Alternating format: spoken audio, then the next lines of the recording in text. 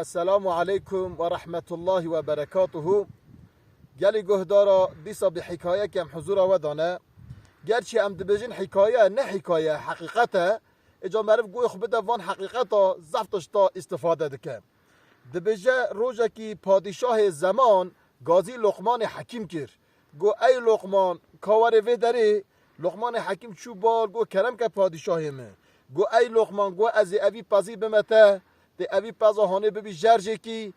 ده ارگان وی یعنی اعضای وی آزای وی ان تمیز که جانت تمرا هل بینیم تمرا بپیجیم حضرت لقمان حکیم هل دابر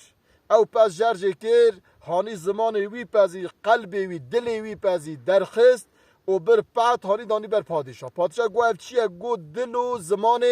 و حیوانه هم پادشاه او گوشت خار جاره که دیسا گازی کره گوت دا گو اوی پازا هانی جدمته هر ارگان وی که جان نباشه که جان پیسه که جان نجسه که جان نخواشه وی ارگان وی اعضای وی مرحل دا بینه ده بجا لقمان حکیم بر او پس جرزه که دیسا دلی وی یعنی قلبی وی زمانی وی دا هانی با پادشاه و حال رینی ایگو ای لقمان گو دارا اول مگو تا دیسا زمان هانی تا گو زمان یه ان باش یه ان تمیز ان یه طاهر تا گو زمان و قلبه نه مگو تا هر ان یه نباش ان یه پیس ان یه نجس مینه دیسا تا چو زمانی وی و قلبی وی هانیم گو پادشاه اوا تمثال انسانه انسان به زمان خود باش به قلبی وی باش به دم زمان خود تشتا باش خبر ده تشتا باش بیجه تشتا باش ذکر بکه تشتا باش بخونه قلبی وی جی باش به قلبی وی دلی وی زمان وی قلبی وی دلی وی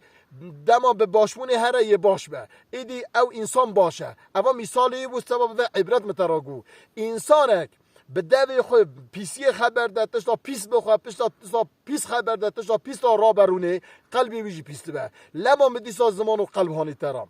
اجا اوی حکایه دا گلی گهدارا زم حکمتنه انسان به زمان خود کاره و زم انسانه کی باش انسان به قلب خود کاره و زم انسانه کی باش به دوی خود به قلب خود به زمان خود کاره و انسانه کی نباشی ایرو انسان باش و نباش ام به چه هفت قطینن به زمان و قلبی وی بروی پیغمبر علیه الصلاة و السلام دجا انس کره مالک دجا ای کره مه دما تو شواق ایواره بکبینا و اتاق خود رازی شواق تو ناوی اتاق در کوی تشتا نباش تشتا پیس نخ قلب خو نخ عقل خو اگر تو بکاری